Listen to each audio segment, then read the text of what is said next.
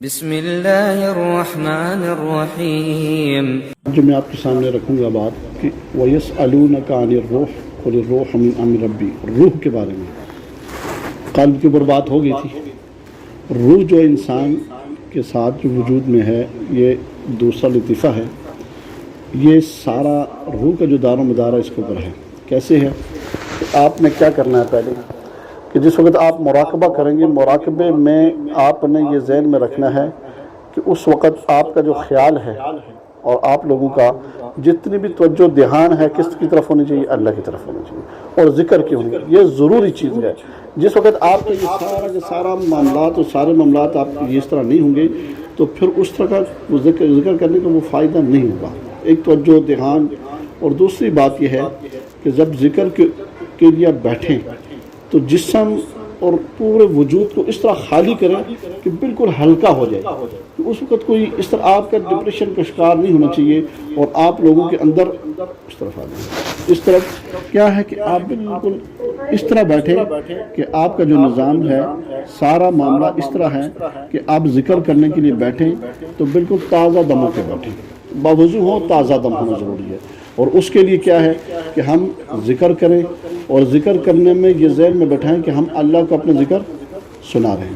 جس وقت آپ میری اور آپ کے اندر یہ چیز آ جائے گی نا تو پھر اس میں کیا ہوگا؟ پھر ذکر کرنے کا فائدہ ہوگا۔ تو ہمارے ہاں جتنے بھی ساتھی ذکر آتے ہیں، میں نے 90% دیکھا ہے کہ ان کی توجہ ذکر کے اوپر نہیں ہوتی۔ بیٹھے ذکر تو یہاں کر رہے ہوتے ہیں مگر ان کی توجہ دھیان ذکر کے اوپر نہیں ہوتا۔ کیا پھر بعد میں سوالات شروع ہو جاتے ہیں، کہتے ہیں استاد جی ہم وہیں کے وہیں ہیں۔ کیا ہے اس کا فائدہ؟ کیوں نہیں کہ آپ لوگوں کے اندر وہ طلب ہونی چاہیے کہ جس مقصد کے لیے ہم آ رہے ہیں وہ مقصد کیسے مل جائے۔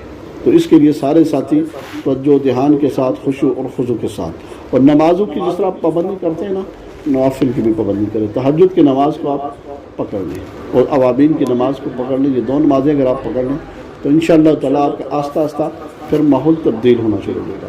اور ذکر کے اندر دھیان، اب مثلاً کس طرح دھیان ہوگا کہ ہمارا روح، لطیفہ روح ہے، اس کو ہم نے جگانا ہے۔ کیا کرنا ہے؟ جگانا کیسے ہے؟ ذکر کے ذریعے کرنا ہے۔ اور ذکر کیا ہے؟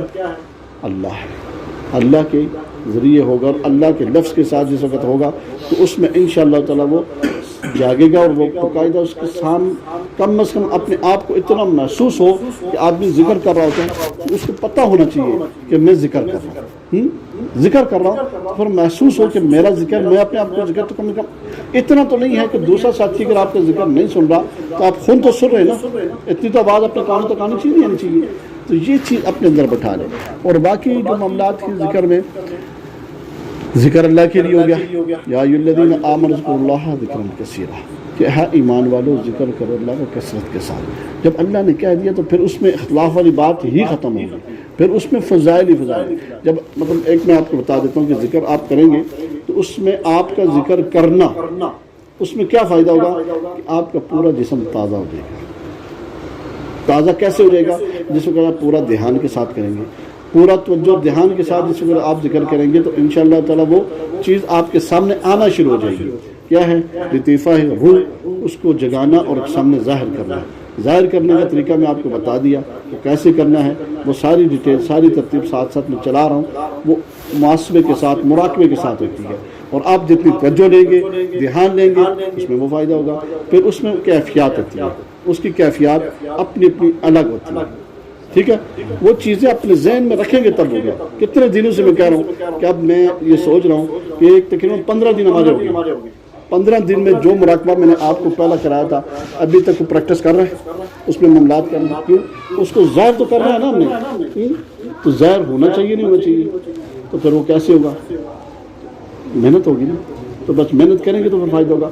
مثلا ابھی ہم نماز نے پڑھی ہے، نماز کس کے لیے پڑھی ہے؟ اللہ کے لیے پڑھی ہے۔ اللہ ہم لوگوں میں کسی نے دیکھا ہے؟ کیسے ہی مان رہے ہیں، کیسے مان لیا؟ اس کی قدرت سے مان لیا نا۔ تو یہی تو چیز ہے کہ جس وقت آپ نے یہ چیز دیکھ لی کہ ہمیں نماز میں سکون ملا ہے، نماز میں سکون دینے والا کون ہے؟ اللہ ہے، تو پھر اس کی طرف رجحان کرنا چاہیے نہیں کرنا چاہیے؟ قلبی بھی رجحان ہونا چاہیے نا، کیونکہ آج کل کے حالات کیسے ہیں، حالات اس طرح کے ہیں کہ ہم ذکر کر رہے ہوتے ہیں، نمازیں پڑھ رہے ہوتے ہیں، ہمارے جو خیال اور توجہ جو ہوتی ہے وہ کہیں اور طرف ہوتی ہے، اس کو ہم نے اس طرف لانا ہے تو خشوع و خضوع کہا جاتا ہے۔ نماز میں کیا خشوع و خضوع ہے، کیسے ہوگی خشوع و خضوع کا مطلب کیا ہے کہ اللہ کی طرف رجحان آ جائے۔ اللہ کی طرف رجحان کا آنا یہ بہت بڑی غنیمت ہے، بہت بڑی بات ہے کہ جس کا آ جائے وہ تو دنیا میں بھی کامیاب ہو گیا، آخرت میں بھی کامیاب ہو گیا۔ اب ایک بندہ نماز پڑھ رہا ہے، ٹھیک ہے، اس کی کامیابی ہے، اب 100 میں سے کسی کو 70% ہو گیا، کسی کا 80 ہو گیا، کسی کا 90 ہو گیا، کسی کا 60% 50 ہو گیا۔ کیا ہے کہ یہ چیزیں جو ہمارے اندر ہیں ہم نے ان کو ظاہر کرنا ہے، اب اس کے اوپر محنت کرنی ہے سارے ساتھیوں نے، اور یہ صرف ہفتے میں ایک دفعہ نہیں ہے، کیا ہے پورا ہفتہ روٹین کے ساتھ چلایا جائے، کیا ہے زیادہ نہیں، 5-10 منٹ آپ اپنے معمول بنا رہے کہ شام کو بیٹھنا اور 10 منٹ رات کو بیٹھنا ہے، دن اور صبح 2 ٹائم ہوگا، 2 ٹائم میں صرف مراقبات کرنا، مراقبات کرنے میں جس طرح آپ کی رجحان اور آپ کی توجہ بڑھے گی اس میں انشاءاللہ تعالیٰ وہ فائدہ ہوگا۔ اس کے لیے سارے ساتھی انشاءاللہ محنت کریں گے نا، انشاءاللہ ہم ذکر شروع کرتے ہیں تو اس ترتیب کے ساتھ ہم نے ذکر کرنا ہے، بند کر دو۔